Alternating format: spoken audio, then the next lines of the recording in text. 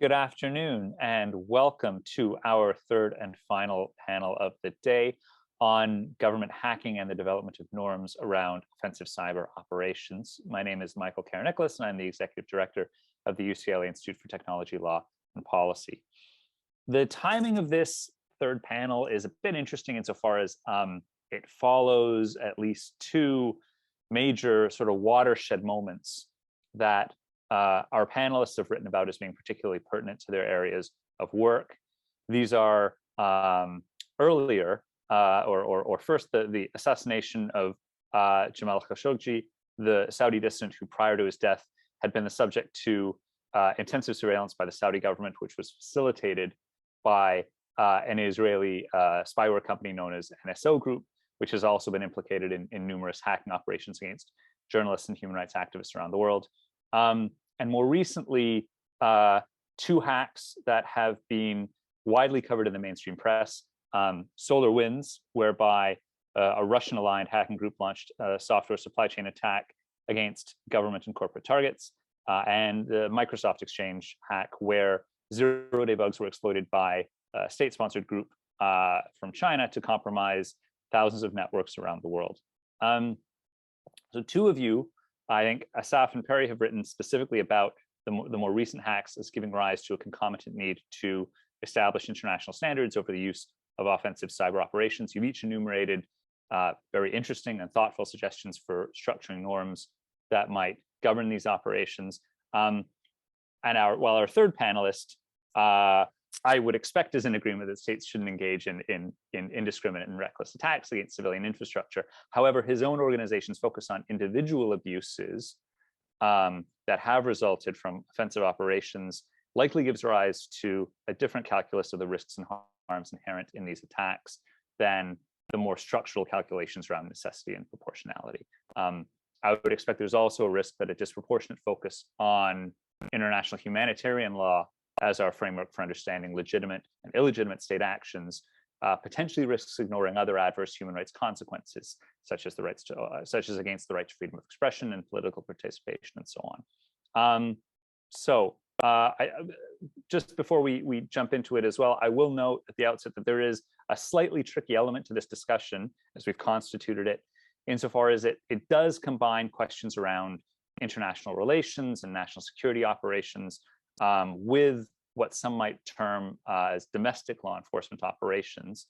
At the same time, the blurring of the distinction, if it ever existed, between legitimate and illegitimate operational targets, including as a result of the integration of global supply chains, the emergence of private sector or other non-governmental entities which operate closely with their home government's security apparatus, and the frequency with which legitimate democratic challenges to an established national order in a country like Saudi Arabia get conflated with hostile threats, I think makes this an appropriate and interesting area of engagement among our panel. So with that as my kind of introductory framing, I'm very excited to introduce the guests that we have to discuss this today.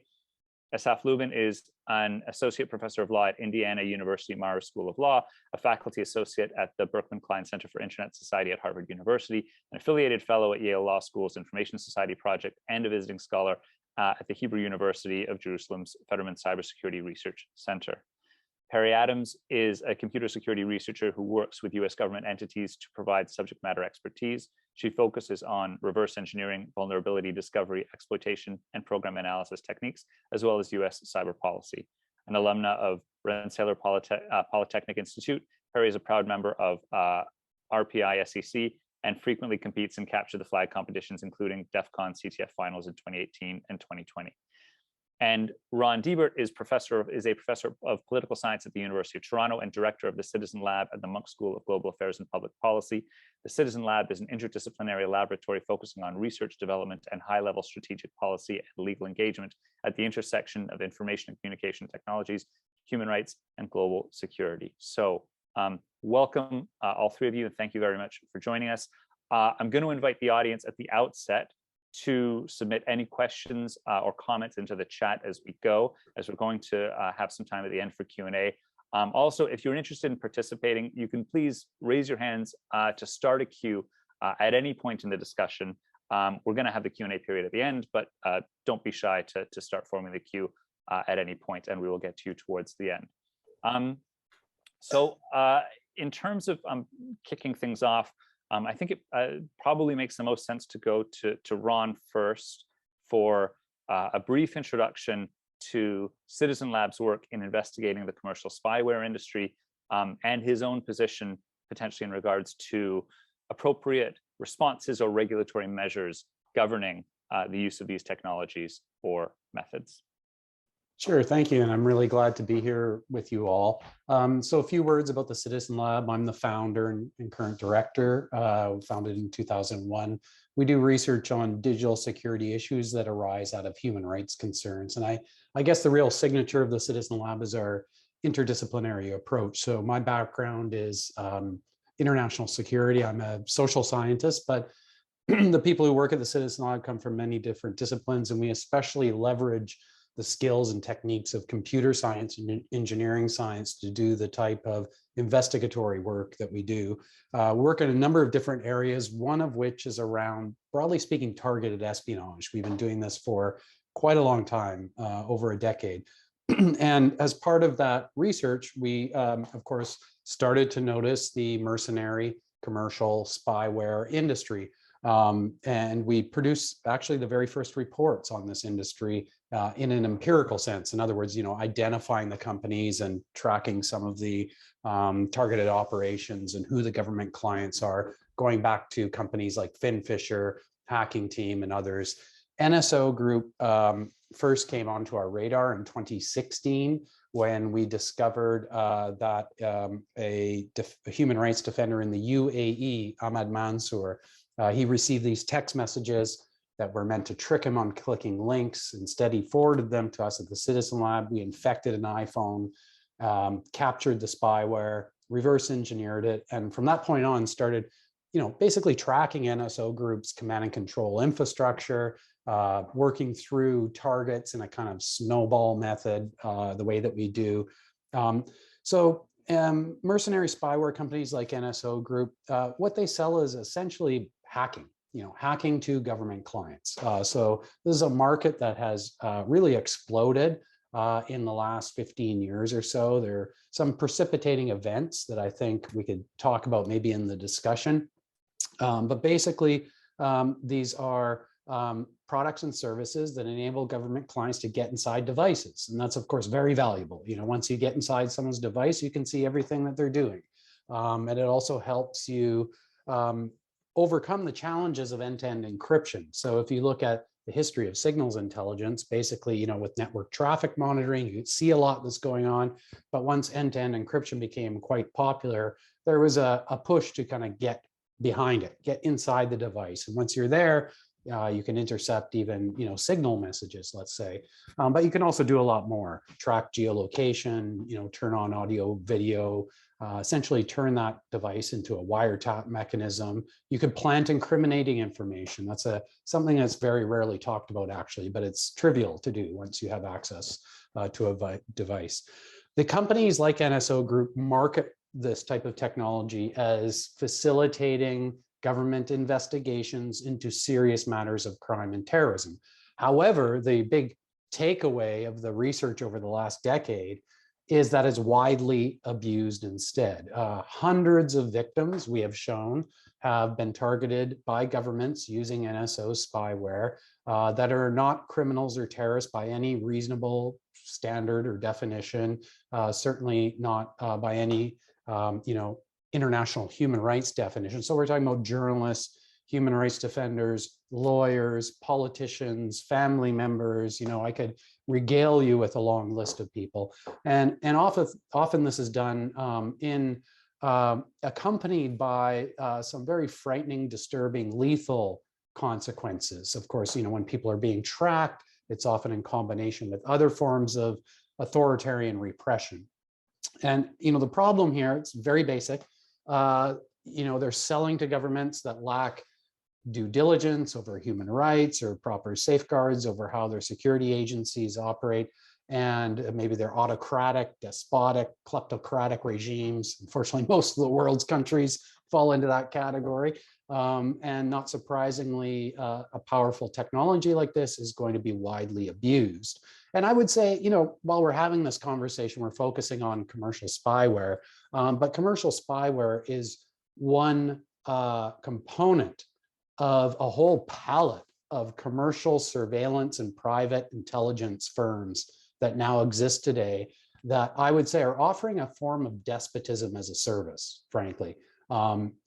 Highly profitable, very lucrative. These are big money-making ventures. And the big problem, of course, is there's really no international regulation around it. Many people are calling for it, but the people who call for it don't really understand the dynamics of world politics and why something like that is probably unrealistic. It's laudable, but practically speaking, it's not likely to come about. So the technology is getting more and more sophisticated. Our most recent report, I guess it was, when was this now? In August, sometime we discovered a 0-day zero-click in the wild from a Saudi activist who's enrolled in one of our projects, and there's a version of Pegasus, zero-click, meaning no interaction on the part of the target, no visible evidence of tampering. Our forensic methods and our tracking of NSO's command and control infrastructure has become quite, I would say, quite good. And we've now been able to do things like this. So we actually captured the spyware. There's also a 0-day, meaning it was operational against all Apple, iOS, macOS, watchOS operating systems. We did a responsible disclosure to Apple, and they issued an emergency security patch affecting 1.6 billion people. Big thing here, though, is that think about the power of this type of technology in the hands of despots and autocrats. You basically can fire Pegasus at any device on the planet and take it over without the victim even knowing that it's happening. That's some scary stuff. I have some thoughts about how we might mitigate some of the harms and how some more practical regulation can be accomplished at various levels. But I'll leave it there for now and look forward to our conversation. Thank you so much. Yeah, that's a great introduction, a great framing to the topic. I'd like to go to Perry next for, I guess, first a brief introduction to contextualize her work, as well as her ideas for verifiable technical norms for responsible offensive cyber operations.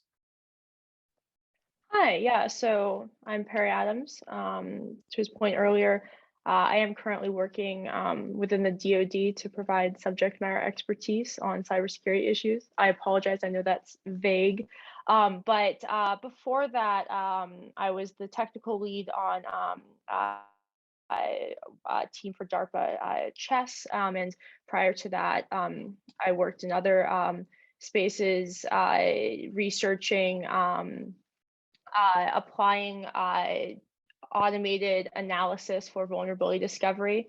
And so my background is really in computer security research, specifically vulnerability discovery and exploitation. I tend to focus more on the academic side of the house, areas such as program analysis.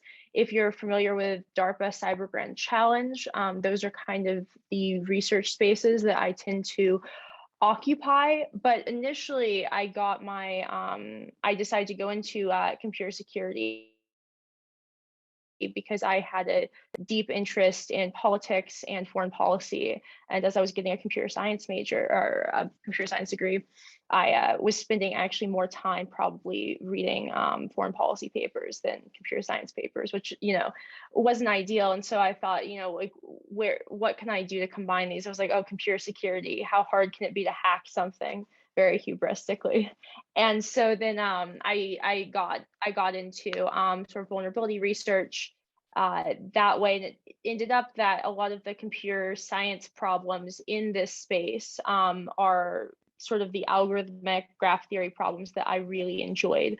So that ended up working out quite well. But one thing that I've tended to focus on as I've gone into my career and done more government work is trying to be a liaison with policy folks who are trying to understand these issues and also implement policy. There's a lot of people on the technical side of the house that don't really see the point in engaging with policy folks, and there's a lot of policy folks that think technical people are obnoxious and unwilling to sit down and explain things, which is true. But I really do think that policy could benefit from having a greater, having more technical folks at the table offering complementary viewpoints. And so that's why I try to also focus on cyber policy stuff. So I recently wrote a piece in Lawfare with Dave Eitel, George Perkovich, and JD Work, in which we talked about what potential technical norms might be for governing responsible use of offensive cyber technology. So I just want to state for the record that I take human rights very seriously, and I really love a lot of the work that Ron has done. I think he's bringing to light really terrible abuses of human rights, and it's really important that we find ways to prevent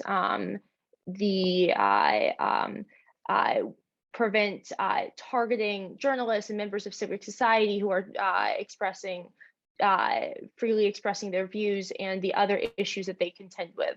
However, states do engage in espionage. States spy on each other, and some amount of that spying is going to happen, even if we say hypothetically did away with all of those issues of targeting journalists, et cetera, and when we discuss norms governing cyber espionage, we often talk about this in terms that are rather unrealistic to state behavior. So a lot of the impetus for the piece was not the SolarWinds attack itself, but the responses to it.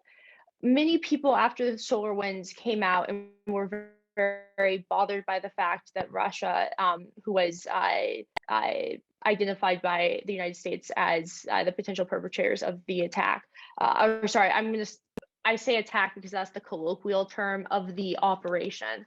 A lot of people found this to be really galling, and they called for action to be taken against Russia. They called for trying to make attacks such as SolarWinds, which one might call a supply chain hack, because technically it's targeting a product which is then put into another company's network, calling for attacks like supply chain hacks to be off limits. Most notably, the president of Microsoft has pushed that idea quite a bit. Ideas like that, we think, and we state in our piece, are really untenable and unrealistic. States aren't going to stop engaging in these methods of espionage, especially for the purposes of intelligence gathering for national security issues. And it's just completely unrealistic to ask Russia to stop doing this. There's no way that you can enforce that. There's no way that you can. We can take all the defensive measures we want, and defense is incredibly important, but it is not going to prevent these kinds of attacks in the near to midterm. And while we waste political capital and waste time talking about trying to prevent attacks, or trying to prevent attacks like SolarWinds, there are other offensive operations going on that are really reckless, and we could actually be contending with in a diplomatic forum. So what we were proposing were norms that were not to replace pushing for norms around human rights and around the norms governing the end use of these technologies. But in addition to that, focusing on norms about, okay, when you do use offensive cyber technology, how can you use that how can you use it in a way that mitigates the unintended consequences? And so the other operation that we focused on was the Microsoft Exchange attack, where what has been attributed to Chinese state actors, where these state actors basically took a Microsoft Exchange, the email server. They took an exploit for the email server that was currently in the process of being patched. And knowing that it was going to be patched, they just sprayed the internet with it. And they hit a bunch of targets and installed really trivial backdoors that had very easily guessed passwords. In fact, I think in a couple instances, they didn't even bother to change some of the hard-coded values in the exploit. And it was a really poorly done attack operation, if you will. And the end result was that many of these servers that had no intelligence, there was no interest in getting on them for intelligence purposes. They were just third parties. They weren't government servers, anything like that. They were then left vulnerable to ransomware and other operations like that. So we took this example, if you will, and we built on it and said, okay, there's actually lessons that we could learn from this.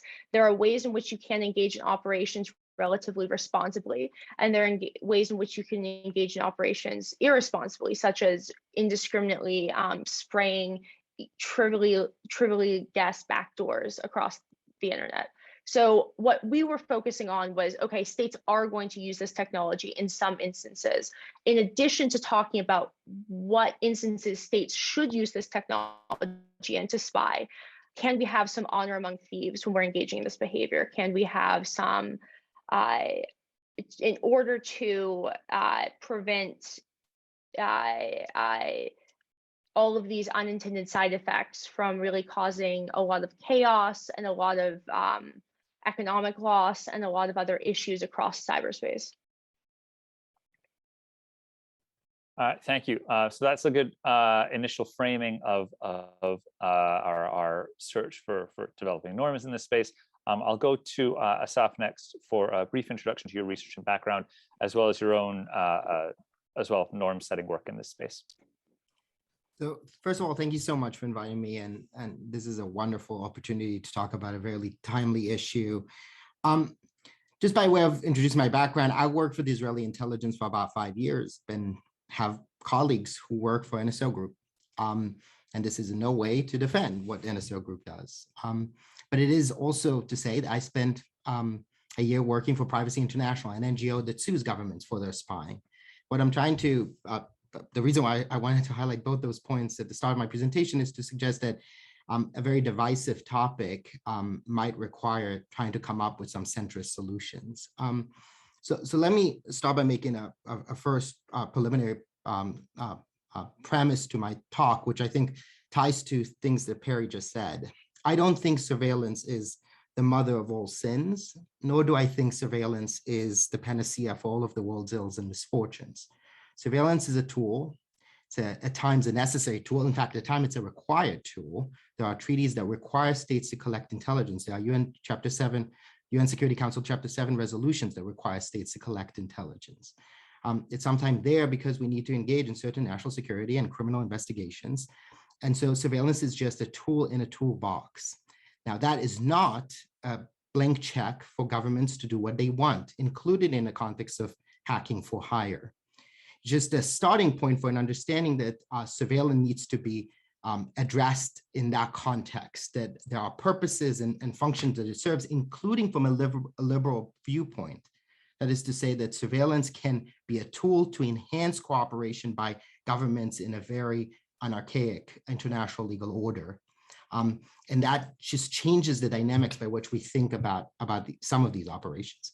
And so where does that leave us? So I'll be a little more optimistic than Ron was about the role that international law plays in the regulation of some of these activities. Ron called it laudable, but unrealistic. And I think that if the last decade it taught us anything, is that we are moving in a direction of more transparency and even more frameworks being proposed. I wrote my dissertation forthcoming with Oxford University Press about espionage and espionage regulation. That is a dissertation that you could not have written during the Cold War. You just would not have known what the practice was. And the reality is that now states are being more forthcoming with the way they're engaging with intelligence operations. Work like the work that Ron does exposes and forces states to articulate through legal terms at times the justifications for the actions that they're engaging in. And there's just more awareness, which triggers more legal responses. So some examples of that include the special rapporteur, the new special rapporteur on the right to privacy at the UN Human Rights Committee, which was created because of the Snowden revelations, and the response of the likes of Germany and Brazil, who did not like being spied on by the NSA. The European Court of Human Rights had put forward frameworks for dealing with surveillance, frameworks that were just not there prior to the 1910s. And so the reality is that we are moving in a direction. Now, obviously, as international law often is very slow. And the reality is that surveillance technologies are advancing at a rapid pace, and their use by governments, including by very totalitarian regimes, is problematic. But it opens the door for a reconceptualization of the role of law and regulation in this space in a way that we might not have thought about mere 20 years ago. So that was my word of optimism. And where I want to end my preliminary remarks and hope we can move into a conversation is to understand that part of what is motivating this discussion is that the removal of the capacity limitations of old. The reliance on cyber surveillance technologies are opening the door for governments to engage in more operations and more disproportionate operations in real time. And that creates incentive structures that are changing for the governments to regulate this. If the NSO group's tools are being used against French leaders, that moves France to reconsider what its views are on surveillance tech. That is an opportunity, and one that we should not miss. The privatization of espionage that Ron has highlighted also makes it so that what used to be an inherently governmental function is now in the hands of corporate and commercial actors who are abusing it in the way that corporate and commercial actors tend to abuse these sorts of tools and powers. And so there's more opportunities now for sovereign nations to reconceptualize how we engage in arms control regimes. So this is where I push back on some of Ron's characterization of the role of law here. And I am looking forward to hearing, because Ron did highlight that he has some proposals that he considers practical, as we move forward to the second half of our discussions, as to where does law can play a more expensive role in trying to address some of these problems. And I have my own views, which I will hope to share, but I'll stop here for now. Yeah, I had an initial kind of framing question next about differentiating between different governments that are using these technologies in different ways. But I think that's potentially, it's probably good to give Ron a chance to maybe respond. If you're interested in responding to the press two statements that you just heard, and maybe sketching out a little bit more about your thoughts on the role of international mechanisms or what the appropriate regulatory response should be to these challenges. Sure, yeah, I don't want to sound unduly pessimistic about it, and let me clarify what I meant by some of the calls being laudable but unrealistic. What I was specifically talking about were calls for an international moratorium on the sale and transfer of this type of technology. I think, as Perry quite rightly pointed out, governments are going to spy, and espionage is part of the world we live in. Every government has a stake in this industry, a dog in the race, if you will. In some ways, this industry that we're talking about is like Frankenstein's monster. It's come back to haunt a lot of the governments. You mentioned Emmanuel Macron on the Pegasus list and so on, which is interesting because it does, I agree with you, open up an opportunity, because now it's beginning to be seen not just as a civil society human rights issue. It's becoming a national security issue, which I've thought about, having observed firsthand that these technologies are being marketed in one way, but they're actually used in a completely different way for the most part.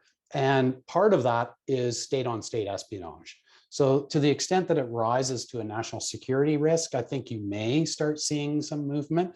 What would it look like? Where would the role of of law come into place? Well, first and foremost, I think we have to recognize that the the opportunities for mitigating some of the problems that we see, and again, I'm just talking about the mercenary commercial spyware market here. Let's limit our discussion to that, because there, other areas have different maybe solutions and challenges to them. But with respect to that particular one, I think we have to recognize that most of the illiberal regimes in the world we can't control. There'll be a lot of companies that we won't be able to control either. But we might be able to persuade some liberal democratic governments to come together and do a few things. For example, strengthen export control regimes over companies that reside in their own jurisdictions. Right now, there happens to be, for a variety of reasons we can get into, a number of companies that are based in Israel that go through an export control process. NSO, everything that it does has to be run through the Ministry of Defense. It just so happens that the export control regime is actually very permissive and appears to be part of strategic foreign policy of the government of Israel, right? So what you want to do is have governments approach it in a different manner, which would be to be more transparent, to be more accountable. And perhaps we could imagine something like an allow and deny list for procurement, so that you begin to marginalize some of the worst offender companies, the ones that are just recklessly out there selling to whoever will purchase it, and largely ex post facto excusing away the abuses that are collateral damage. You could also pass legislation that allows victims of this type of targeted espionage to sue both foreign governments and companies, hold them liable. Interestingly, after the WhatsApp case, where we discovered that actually lawyers representing victims of NSO espionage were themselves targeted with this drop WhatsApp column. We alerted WhatsApp security team. They issued a patch. Citizen Lab spent 8 months investigating, determining who were the victims. There's a 2-week period we have of data. More than 100 civil society victims around the world. WhatsApp and Facebook have sued NSO Group, and that case is ongoing in US courts. If you open up opportunities for liabilities like that, I think you could increase financial penalties against some of the companies, and that may take care of some of the more reckless of them. These are very small, kind of piecemeal, practical steps, I believe. What I meant by the impractical was the call for a moratorium, which I heard many people talk about. And I feel a bit sheepish about this because I greatly admire the work of the UN Special Rapporteurs. I agree this is a notable improvement to have an office like that. But we know how the United Nations work. There is no power or authority in that office. It's largely rhetorical. I actually think there's a risk, though, in putting forward even a rhetorical plea that is never going to materialize, right? So that's why I've been kind of steering away from that call, although I admire the people who have called for it. I understand the urgency around why they do it. I'm at this point interested in, okay, what are the practical measures? I can tell you that we could keep doing this. The role of the Citizen Lab is on the investigatory side. And there are so many cases. I mean, it's like assembly lines of cases, and it's not just NSO Group, right? We tend to focus on NSO Group because of the publicity around it, but we have, as I said before, published reports on Gamma Group, on Hacking Team, Candiro, others like them, Cyberbit. Cyberbit's a great example. This happens to be another Israeli company, but we determined they sold to Ethiopia, cyber espionage capabilities. So, we're all interested in international relations here, right? Think about this case for a second here. You have Ethiopia, one of the poorest countries in the world, with about 25% internet connectivity. 20 years ago, the government couldn't engage in foreign espionage without enormous practical hurdles. and risky human operations in foreign jurisdictions. They had no access to the global telecommunications infrastructure. They couldn't do anything but rudimentary signals intelligence. Thanks to a company like Cyberbit, with a mere push of a button, they can undertake cyber espionage against 25 individuals in dozens of countries worldwide. That's unprecedented. This privatization of signals intelligence is really quite phenomenal. I find it interesting just from an analytical perspective, like what does this mean for world order when you have this going on? That's separate, of course, from the regulatory bit. So I'll end there. I hope that responds to some of the comments that were made. Yeah, that's fascinating. And since the order of the day, the theme of the day is about scoping areas of agreement or potential areas of consensus, it seems as if kind of a useful starting point down that road is to carve off what many would see as the most abusive applications of these technologies, and to see what the other two panelists think about two particular solutions that you've proposed structurally first, and then we can talk about how to flesh that out a little bit more, which is export control remedies or export control regimes on the one hand, and individual liability and individual remedies through the courts on the other. Perry, do you want to go first, and then to Asaf for your thoughts on those two potential areas of regulation? Sure. So I think it's important when we talk about export controls, sort of when we talk about what we're actually trying to control. So in the case of NSO Group, they have an entire software product built around their exploits. It's not just the exploit itself, it's the delivery, it's the implant, it's the C2. It's, in some cases, they're running the infrastructure themselves, I believe. But export controls, I tend to be really wary of whether or not they're effective and whether or not they can have negative, unintended effects. So, for instance, I could write a Chrome exploit, have it be like, let's say 300 lines of JavaScript, and I could text it to Michael over Signal. Am I, am I sharing a weapon? Am I selling a weapon? What if he happened to pay me some Bitcoin for some cybersecurity consultation, and I got on the phone with him and I said, hey, look at this address and this binary. There's actually a double free here, and you can abuse it, and let me spend an hour just walking you through my hypothetical heat massage and how I would exploit it. And we just had a casual conversation, because a lot of times when you're you're selling not necessarily even software, you're just selling information. You're selling basically a recipe for how you might go about abusing you're selling, hey, there's a security hole here, and a recipe for how you might abuse it. And I think, though, to Ron's point, obviously in the latter case, you need someone who can take that information, write an exploit, and then have an implant, et cetera, et cetera. So that does take a more sophisticated state infrastructure all set up. And so in the case of NSO groups and similar entities, because they're productizing the entire thing, it becomes much more of a push button solution. And so that said, I wouldn't say that I don't think that there is the ability for export controls to be leveraged in this space. Obviously, Israel although they're not party to Vossner, they did go ahead and implement the Vossner recommendations, and they obviously, I'm referring to the Vossner arrangement, which put into effect, it did not put anything into effect. It suggested rules governing dual use software intrusion software is the term they use.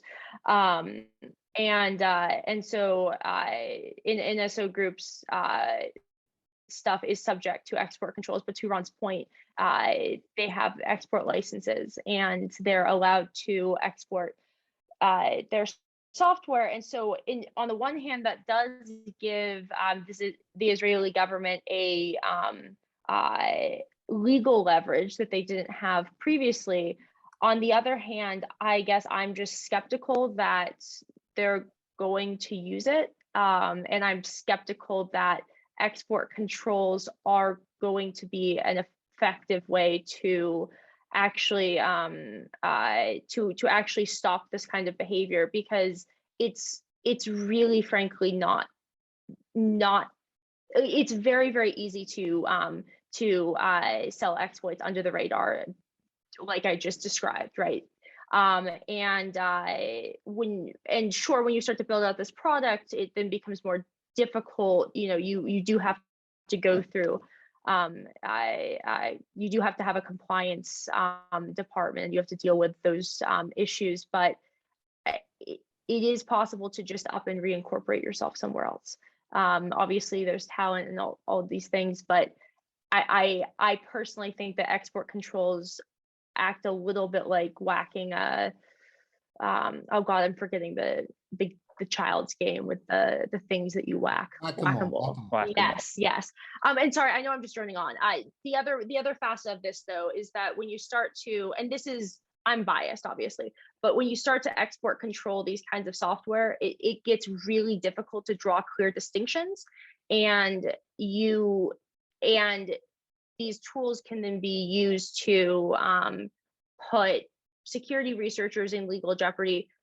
Let's say you have a kid who finds a bug, writes an exploit, and sells it to some broker and doesn't really care because he's 17 and has no idea what he's doing, and he's just literally good at computers and writing some software. He's not hacking anything. He just found an issue and wrote an exploit. And so that, do we really want to go after him and say you're not in compliance with export control? And like that's going to cause a lot of issues with the security research community, which frankly the US government I think needs to have a positive relationship with.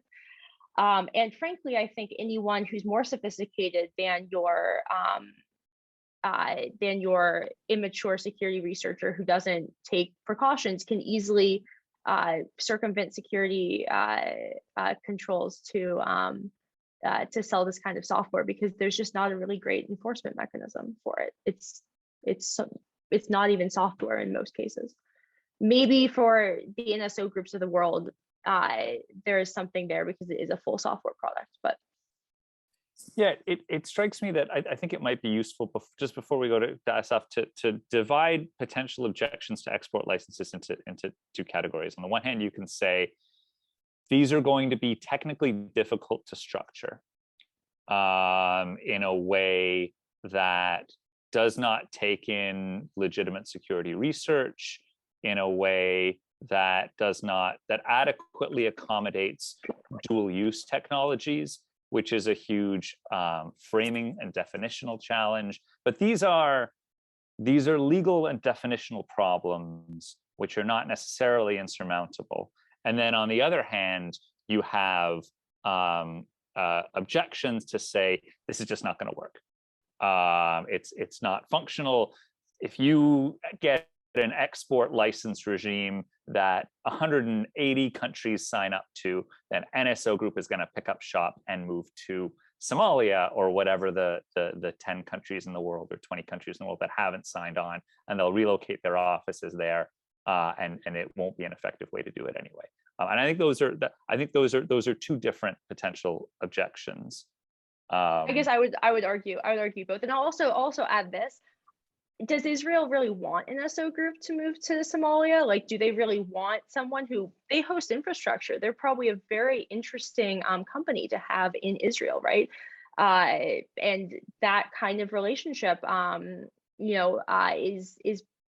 it might actually be like Israel probably doesn't want an NSO Group to leave, I would think. So, and that might be and that's why I think that's a very good place to pass it on to Asaf then. I cannot comment on whether Israel wants or does not want it.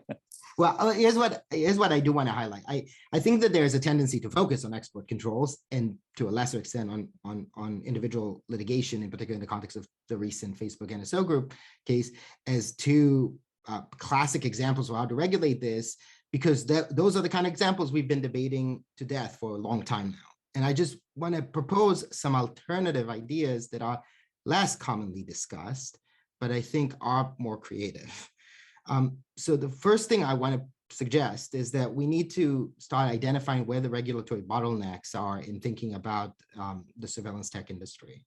And I can identify 4 such bottlenecks. The first is the relationship between the surveillance tech company and the client country. The second is between the surveillance tech company and the host country. The third is between the host country and the client country. And I will note on that is not something that people necessarily know, but when NSO group contracts with a client, usually a government client in a foreign government, Israel signs a separate treaty with that government, with that country. And so there's a parallel regime, there's a contractual regime, and there's a treaty regime. And those open doors for opportunities for regulation. And then the last relationship is between the client country and its victims. And if we look deeper into all of these relational legal matrices, they open doors for particular kinds of solutions that I think are innovative. So one is contractual. There can be certain kinds of conceptualizations on how we address the contract law that governs the contractual arrangements between these companies and their clients.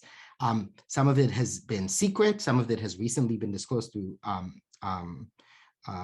investigative reporting, but a lot of these contracts kind of use word of mouth of they must comply with international human rights law as part of the contractual arrangement. And one can conceptualize new regimes on how these companies engage in contracting with their clients through mandatory language that will be required.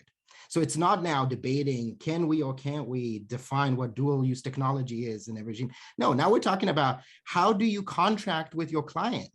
Those are things for which we do have law, and we have good law on thinking about, including when should we void particular provisions in a contract for running against public policy.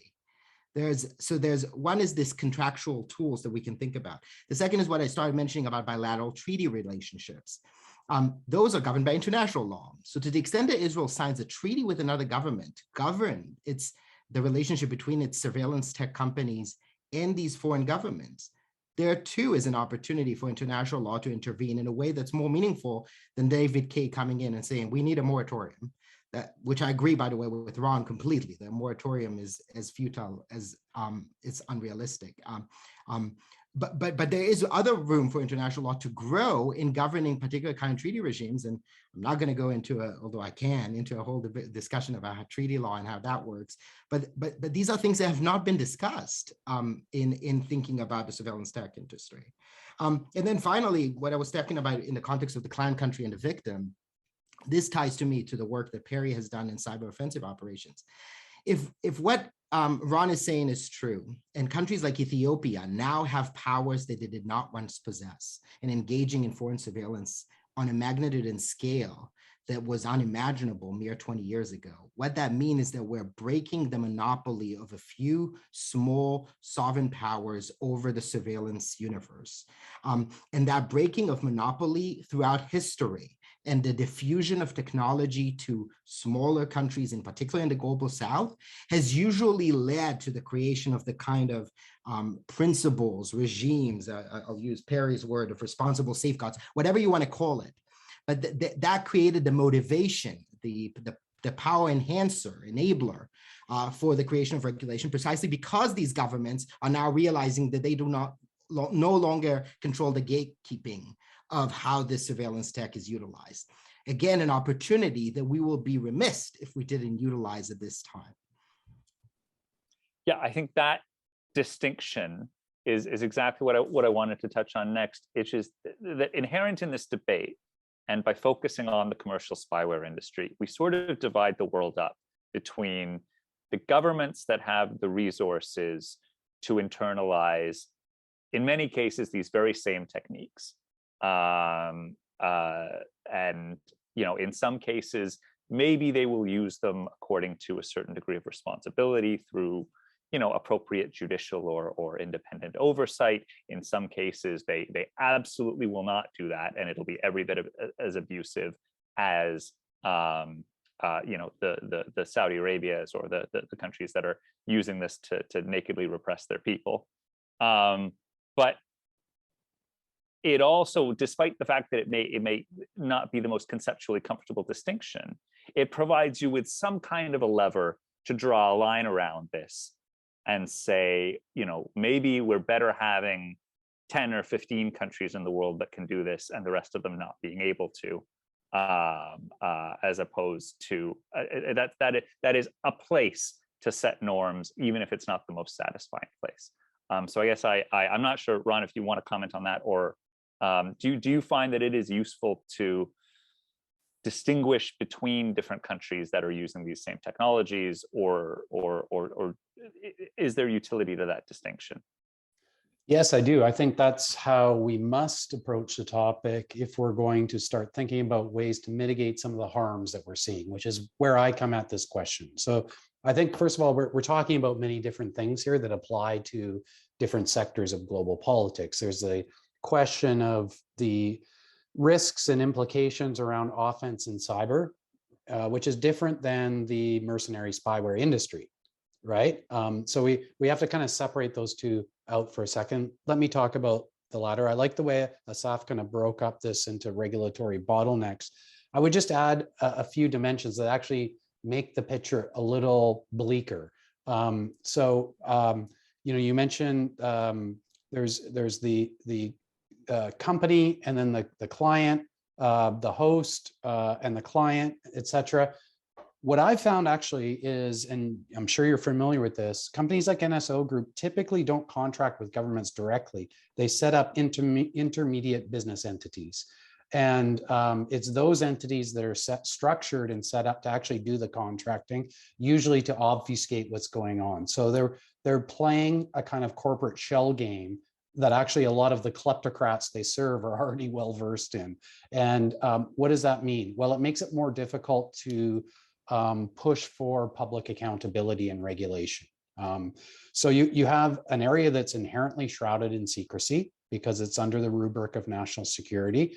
If you look at some of the litigation in Israeli courts, there are gag orders over all of them because of the national security umbrella, right? You have state security agencies, which are typically the least publicly accountable and transparent, even in liberal democratic countries. My own country, try to get something out of CSE, forget about it, right? Think about Ethiopia or UAE or whatever, right? This is impossible task. There's really, no entry point to have a conversation about bringing some kind of accountability to those countries that are inherently illiberal, which means that it's highly unlikely that you're going to have some kind of international regime around this, right? Prior to him passing away, I had a good conversation with John Ruggie, who actually was a mentor of mine as a graduate student. And he then went on to be the one of the principal authors of the UN Guiding Principles for Human Rights. And he contacted me to ask about whether, could I imagine companies in this sector following the UN Guiding Principles? And both he and I agreed, no, it's highly unlikely this would happen, given the nature of what the service is, right? So where do you begin?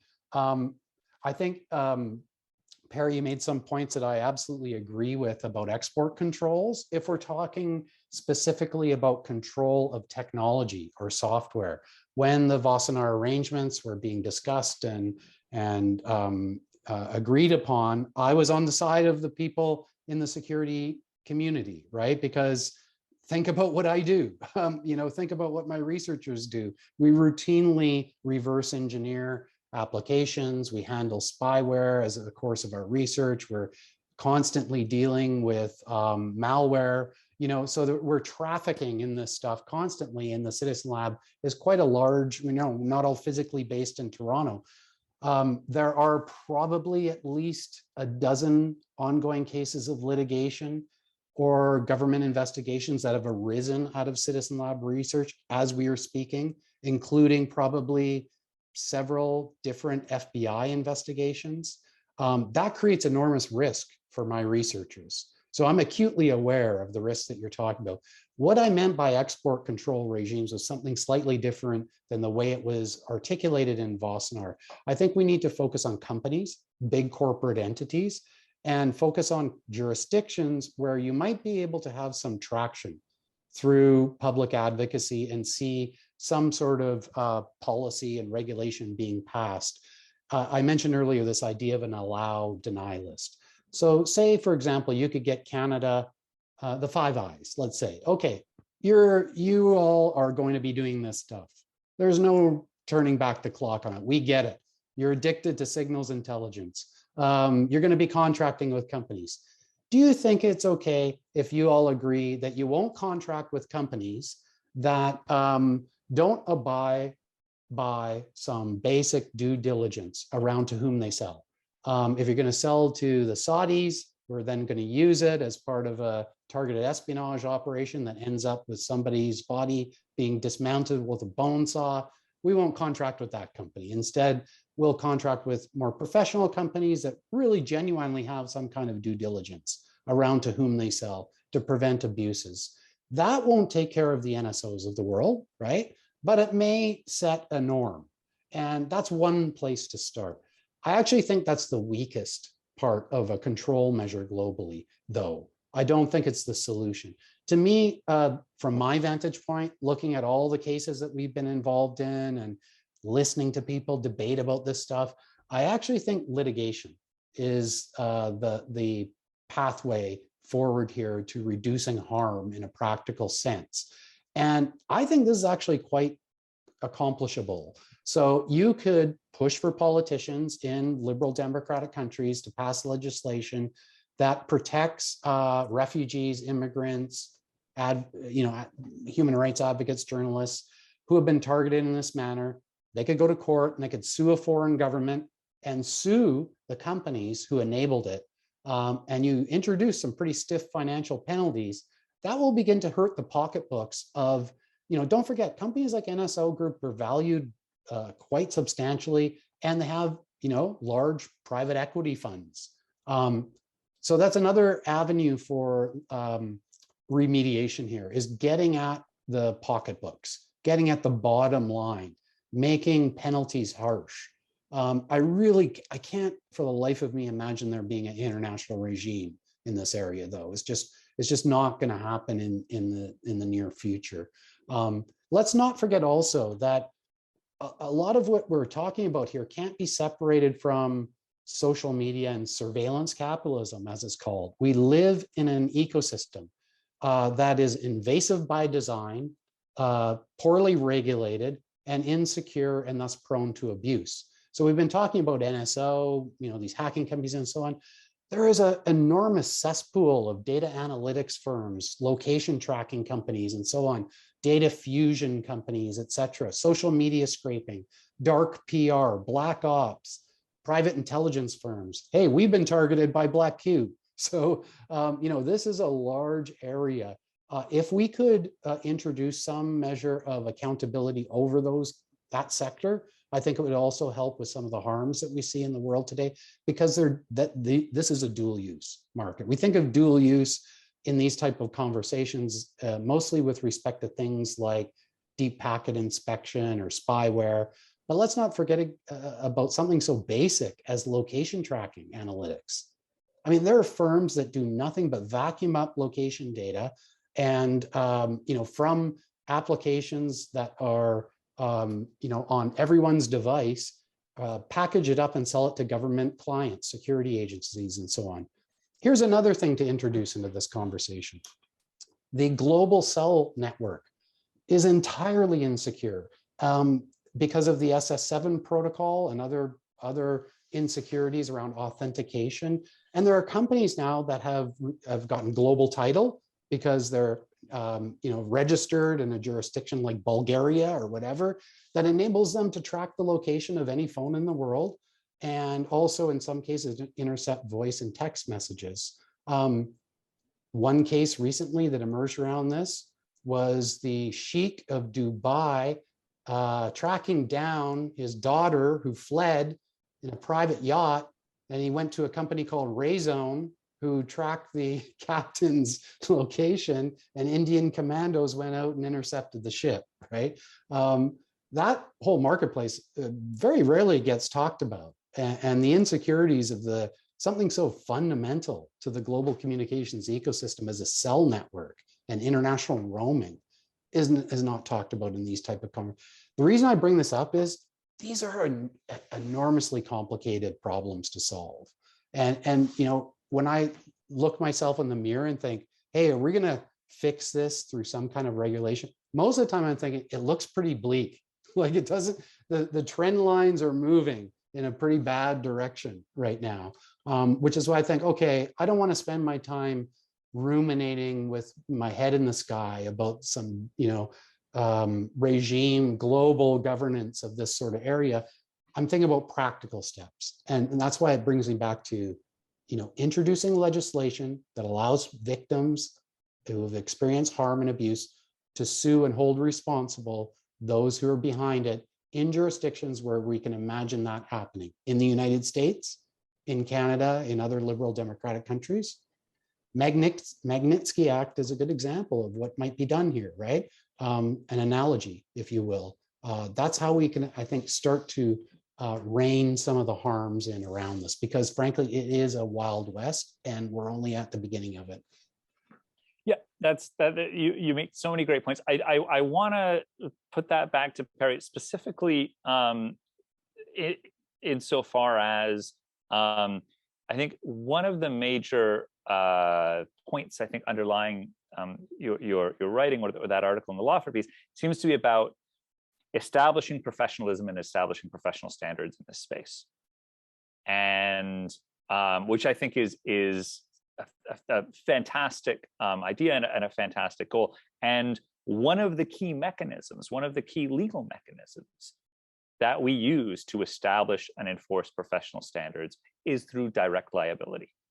So I wonder if you see that as consistent with a goal that you're with a goal that you are supporting, or if that's off base. And you're muted, and I might need to, yeah. Yeah, well, I'll say, am I the only one here that's not a lawyer? But I would be hesitant to say that. So what we're talking about in the piece is really sort of espionage operations, and we're saying like assume that this is, you know, not an espionage. This is just a run-of-the-mill espionage operation. I think it starts to get very murky what responsible action and irresponsible action is. And so putting it in the context of direct liability, I think would be very difficult and may cause more foreign policy issues because ultimately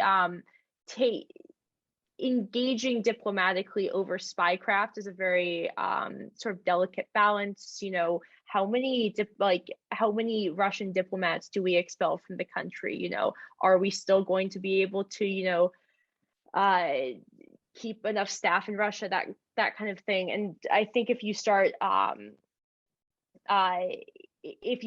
introducing civil courts into it, it starts to get very complicated.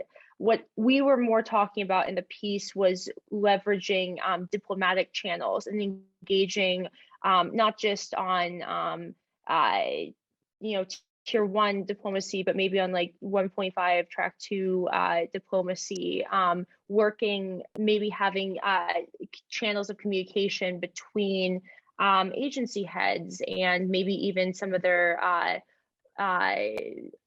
technical subordinates on responsible responsible behavior, responsible practices, et cetera, because oftentimes those are the people who are really keyed in and who are seeing this kind of thing happening. So if you know that a Russian operation, took down a bunch of private servers because it was poorly conducted and they didn't properly, let's say they didn't test their exploits and they bricked a ton of stuff, and that was poor tradecraft, a lack of professionalism in testing.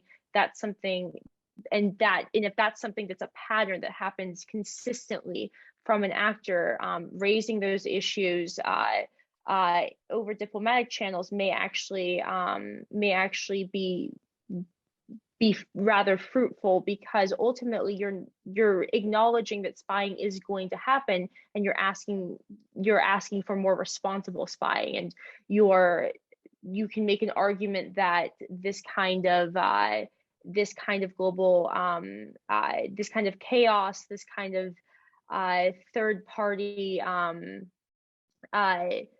unintended consequences for third parties is detrimental to both them and their citizens as well as your own.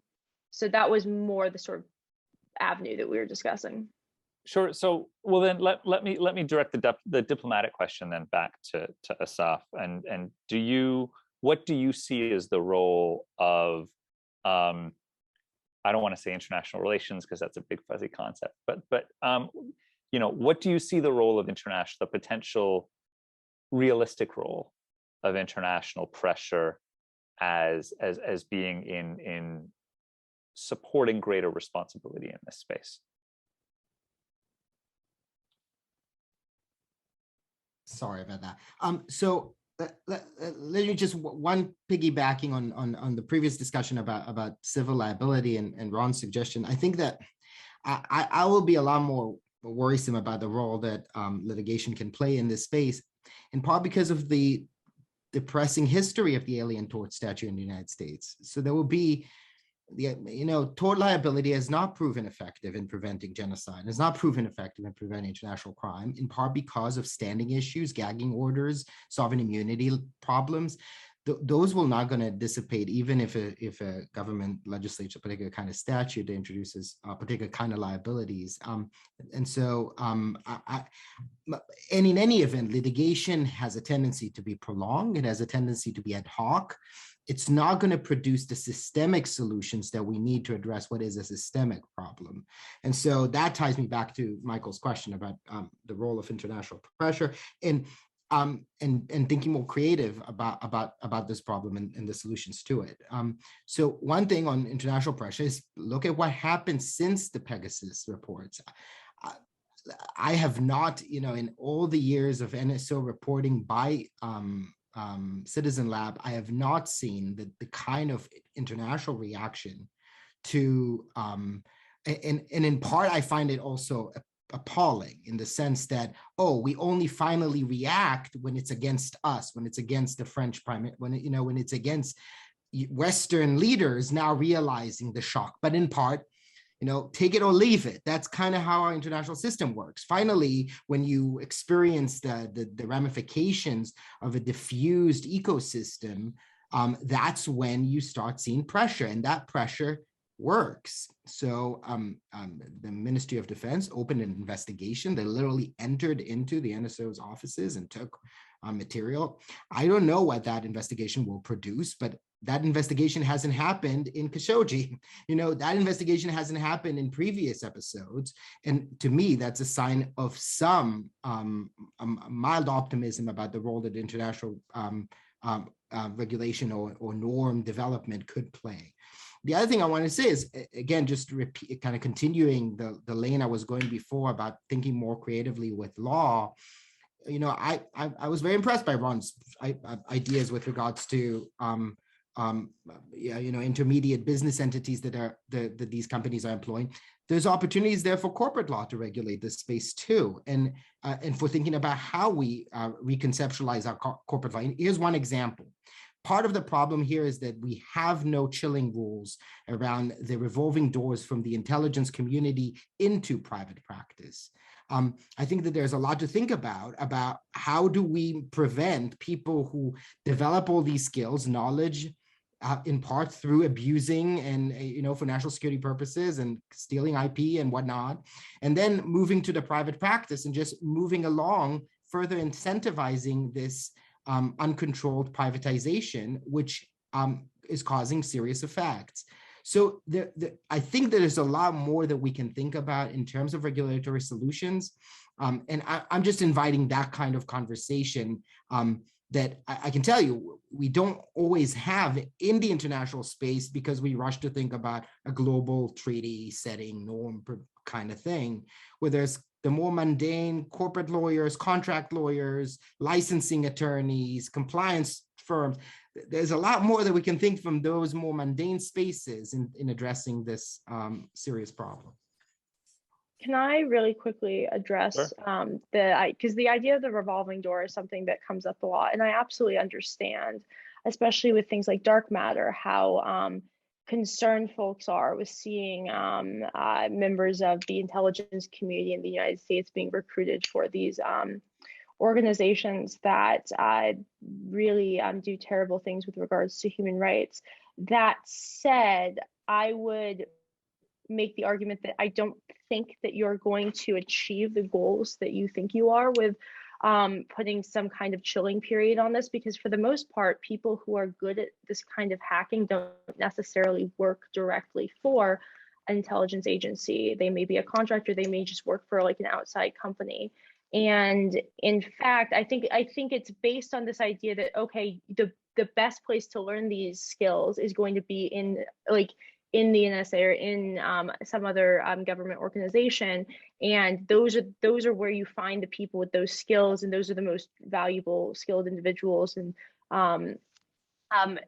but in reality, what's going to end up happening is if you go to the NSA out of college, you learn some things, and then you leave, and now you can't work in certain areas, you can't work in certain jobs for a set amount of time, and you have to find something else to do. And sure, there's different ways you can structure it, but people are just going to not work for the government. They're going to go be a contractor and do similar work, but just not in the government. And what's going to end up happening is the government already has problems getting in-house talent because the pay is worse, and you have to deal with more rigorous security clearance issues. And it's more, and you work in an old building where you use Windows 7 or something, and it sucks. Where you could go work for a startup and have a nice MacBook 16-inch and have a great time and do pretty similar work. So there's a lot of people though work for the government because they feel pride in it, they want to, they believe in it, and it's a mission. And if you then say, well, we're going to penalize you after you leave, fewer people are going to work for the government, because frankly, you don't need to work at the NSA to learn how to hack things. One quick two-finger. You know what is interesting though? Some of these corporate entities, some of these startups also have non-competes. They also introduce restrictions about what you do after you finish working for us. So it's interesting to me that the government cannot employ the same tactic that the corporations can employ. And again, as you alluded to, I think that there's ways to structure it. But if it's an industry-wide standard, then I don't know how much, it's better out there versus in here in the government. I think that it's the government interest to retain this workforce, and in part through creating the mechanism so they are not incentivized to leave and are legally prohibited from leaving under certain circumstances to certain kind of positions. So, but in that case, what would you want? A non-compete with every other company in this space where you have to, I mean, because ultimately, I just don't think anyone in the private sector would be willing to play ball on that. But two, I don't necessarily see how that would. I don't see how that would solve the problem you're trying to solve. People aren't going to want to work for companies that have non-competes, and frankly, if you're in this space, you have a lot of power in who you work for. Yeah, I mean, I just will briefly note that there are. I'm less directly familiar within this space, but it's not unusual to have a cooling off period between when you work for many different kinds of government jobs and many different private sector jobs in the same entity, and it's specifically to avoid a kind of revolving door between, say, regulating the telecommunication space and then going to work for the telecommunication space. But I want to send it back to Ron for to weigh in specifically on the question of whether he sees utility in either regulatory or legislative approaches that target the individual staffers, or if that's an area of interest. And I'll also do a quick intervention to say we only have about 15 minutes left, less than 15 minutes left now. This fascinating conversation. The time is flying by. But if folks in the audience are interested in engaging or raising their hand or ask any questions, please don't be shy to do so, and we'll go over to Ron. Well, let me preface by saying I also am not a lawyer. It's not something I think about often. Perhaps, I guess you could think about introducing something like that would hold people accountable, maybe under something like Computer Fraud and Abuse Act or whatever. One has to be careful, of course, about things like that because, listen, half my time I'm advocating around the unintended chilling effects of such types of legislation against researchers such as myself, right? I just actually submitted something to the Canadian Immigration and Refugee Board because the Canadian government is denying entry to Chelsea Manning to visit Canada. And my remarks my statement really had nothing to do about Chelsea Manning as a whistleblower. It was around the legal grounds that they are denying her entry into Canada and what their interpretation of very broad national security provisions could mean for security researchers such as myself.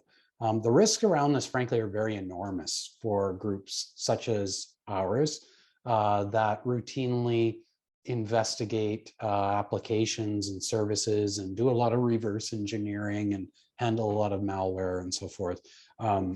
So I just don't know. I haven't thought about it much, and I don't know whether that's a proper path forward.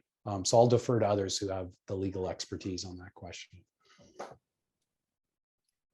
Fair enough. I'm also not technically a lawyer. I work at the law school and have a law degree, but I've never actually practiced. So I don't think there are any lawyers on this call, actually. Asaf, are you a lawyer?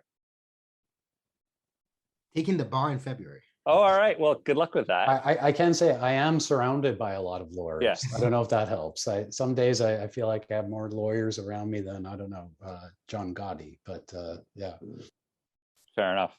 All right. I wanted to, in the time we had up, I wanted to send it back to one of the areas that I found in Asaf's writing that I think might be interesting for the two of you to comment on, which I don't think has been breached thus far, which is an assessment based on the legitimacy of targets and the legitimacy of purposes. Because that is one area of norm setting that I've found very interesting that Asaf has dug into, which I don't think it's come up yet today. Asaf, do you want to briefly introduce your thoughts on that subject? Sure. So this is slightly broader than the minute conversation we've been having on tech surveillance industry. One of the things I've been pushing forward in my writing is the reconceptualization of the international regulation of espionage as a matter of international law, and in particular, the recognition of states' positive rights and, in certain circumstances, positive obligations to spy. That's reflective in my Harvard International Law Journal piece titled "The Liberty to Spy." And essentially, by recognizing states' rights to engage in espionage, I do not intend to and don't want to be misread to assume that there are no prohibitions on what they do. And in particular, there's one big prohibition that is not to abuse your rights. And so the doctrine of abusive rights is a general principle of international law, says that you cannot use your right other than for the purpose for which it was intended. And so a lot of the examples that have already been alluded to, such as one sheikh spying on his daughter. There's another anecdotal example from the Czech Republic where the former chief of staff of the prime minister spied on his wife because she was having an affair with the prime minister, and so wanted to get dirt on her to persuade the prime minister to divorce. These sorts of private utilization of national security intelligence tools, I think an obvious first example of a clear possibility for line drawing that wouldn't be in the sand. I don't think that there is any justifications for the utilization of these sorts of tools with the risks associated with their utilization for purposes other than national security or international security. So when, of course, those terms can be broadly defined, but they will not extend to these kinds of private purpose utilizations. And that then could be translated. So that is a kind of choice of target and choice of purpose kind of restriction that could be translated to what these companies who sell their surveillance tech are allowed to sell the surveillance tech to be utilized for. And by the way, these surveillance tech companies' defense is, I don't know what the governments do with my technology after I sell it. It's not my job to monitor. But they also have remote monitoring capabilities and such remote monitoring capabilities could be enforced.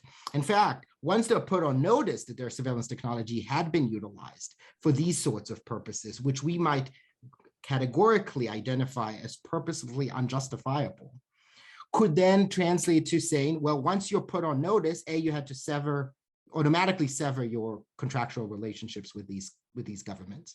And B, you have an obligation to conduct an investigation. And otherwise, you will lose your license, the government license that provides you the power to engage in this trade. And I think that, again, international pressure of the kind that we saw against Israel in the wake of the Pegasus reporting is the only kind that could introduce these sorts of norms around what governments should expect, what language they could mandate in contracts, and what could move us forward in this sort of discussion. And so that's kind of slowly limited within the kind of surveillance tech. But obviously for Perry's work, what I said also applies to the broader SolarWinds, Microsoft hacking stuff. Again, think about supply chain attacks and proportionality and what kind of minimization procedures you're introducing to ensure that the kind of targets you're targeting do not become a disproportionate, out of control. So that's exactly what Perry was suggesting in our law firm. So I I was just going to quickly say, I think that that legal framework, obviously I haven't read your law review piece, but I think that sort of distinction that you're drawing there and discussing the positive rights and in some cases the obligation to engage in espionage provides a really useful framing for the piece I wrote, to your point. I will say, I think in general, we are very against coming up with broad prohibitions against supply chain hacks. I mean, what is a supply chain hack in the first place? It's in my personal opinion, a very dumb definition and a problematic term.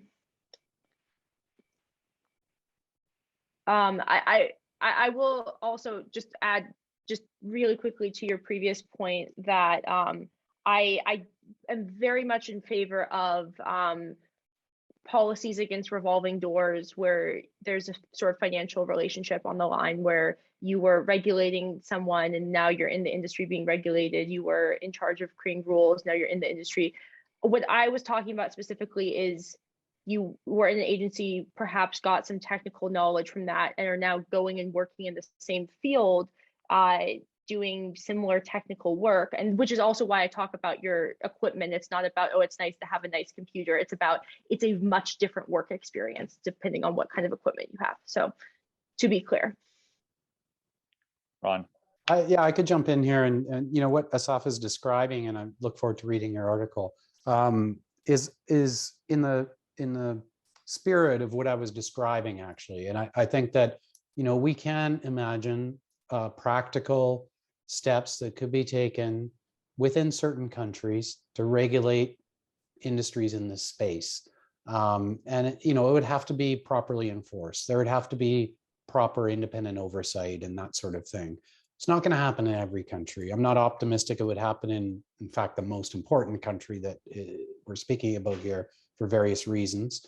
But that's where we need to start. And it's not going to solve the entire problem, but you could begin to develop a norm around it and see what happens, and a norm that's actually backed with real consequences, because all of the liberal democratic countries in the West contract to companies, maybe not NSO, but others like them, right?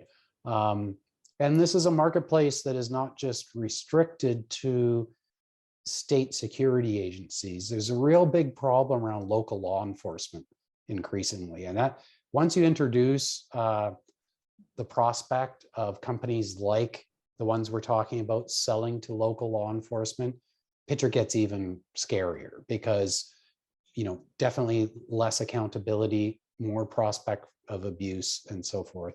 And we know that that's, there are law enforcement clients of companies like NSO Group. So I think we have to start with thinking about regulating the industry in places where regulation is meaningful. Wassenaar arrangement, was a first attempt. Problems for security researchers all over the place. A lot of countries signed it. Look at Italy, right? Signed it, gave hacking team a global license, right? So the big global regimes are probably not the place to be thinking. Certainly not a moratorium, right? So we got to start lower down the ladder. And you mentioned, Asaf, about foreign immunity in this. Yeah, it's I'm not a lawyer, but thinking about alien torts and things like that, it's a tough one, right? We know there have been cases that have been thrown out because of that in the past. Convene versus Ethiopia comes to mind, for example. Mike, I'll just say that if you wanted us to end on a consensus, then I do think that some of it was building towards this end, in particular around trying to come up with kind of low-level building block solutions that might be sprouting into more comprehensive techniques. I completely am on board with everything Ron just said. Yeah, I think that this has been an enormously useful conversation in terms of scoping the areas of engagement in this space and scoping the areas of emerging consensus and also distinction. I think that of the three panels that we've had today, this is the area where regulation and norms are by far the most embryonic, by far the most undeveloped. I think Ron at the outset talked about how it's the Wild West on a lot of this stuff, and I think that it's an enormously important area for conceptual exploration and an enormously important area to start these kinds of conversations. And so from that perspective, having a robust and engaged conversation about what are useful areas of engagement, what are potentially less useful areas of engagement, and what are the likeliest areas to establish international norms that can potentially generate a degree of consensus among, both civil libertarians and more security-minded academics and professionals and that sense. I think that's an enormously important area to dig into. We are intending to process the notes from these sessions and hopefully do some more work on that. So we'll hopefully be back in touch to try to build further on the discussions that we've had today. We're just about at the top of the hour, so I will, I think, cut it off there with my thanks to the three of you, Ron, Asaf, and Perry, as well as my thanks to the panelists and moderators for the prior two sessions, which were really excellent, I thought. So with that, thank you so much for joining us, and have a fantastic rest of your day, fantastic weekend. And please stay tuned, as we're looking forward to posting all 3 events on our social media fairly soon. Speaking of the surveillance economy, they will be available there because I guess we're all sucked into it. There you go. Thank you so much.